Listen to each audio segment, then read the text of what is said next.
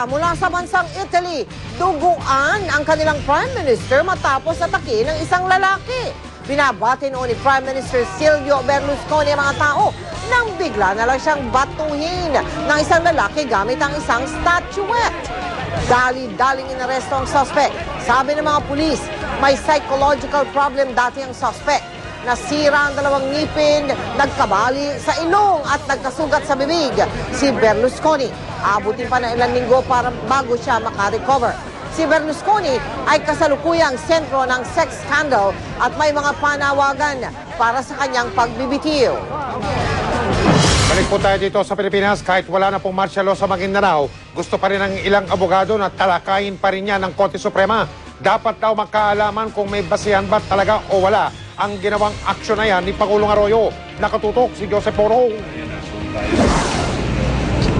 Sa mosyong inihain sa Korte Suprema ni Atty. Harry Roque kasama si dating Senate President Jovito Salonga, gusto nilang pagdebatihan sa Korte Suprema sa isang oral argument ang deklarasyon ng martial law sa Maguindanao. Nauna na naghain ng petisyong kumikwestiyon sa Proclamation 1959 sina Roque noong isang linggo.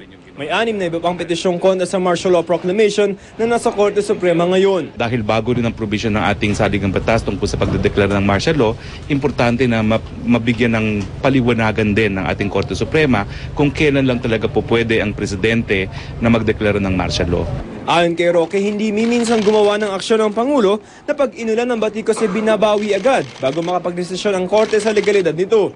Tulad na lamang raw ng Presidential Proclamation 1017 na nagdeklara ng State of National Emergency noong 2006 dahil umano sa tangkang babagsakin ng gobyerno.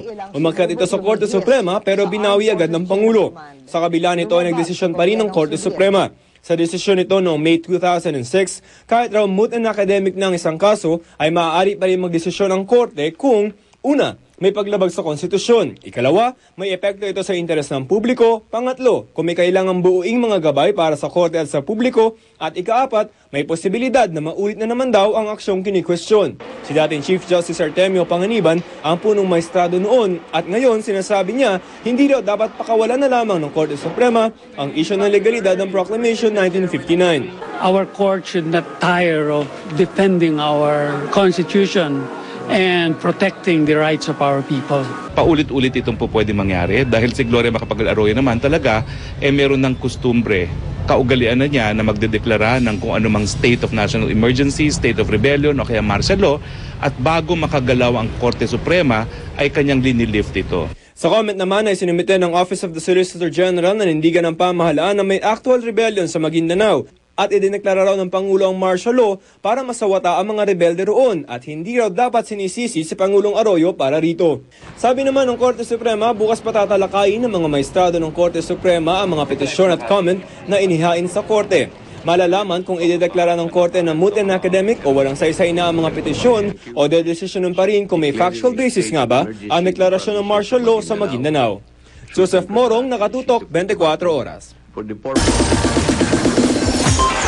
Chika Minute! Naudlot ang autograph signing ni LJ Reyes para sa December issue ng isang men's magazine kung saan siya ang cover girl. Hindi kasi nakarating si LJ dahil sa matinding ulcer attack. Ayon kay LJ, ilang engagement pa ang hindi rin niya napuntahan dahil hindi niya kinaya ang sakit ng kanyang sikmura. Hindi pa na-finalize kung kailan itutuloy ang autograph signing. Umaatake talaga siya kapag pagod na ako. Kasi di ba pag stressed ka, ganyan. Kung kaya ko naman, di ba, why not? May chika pa ako later. Stay tuned. Abangan!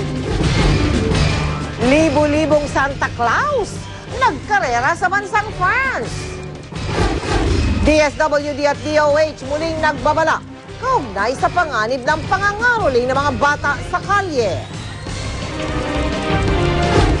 At Richard Gutierrez nabuhayan ng loob sa bagong desisyon ng DOJ sa kaso niya laban sa PEP website. Walang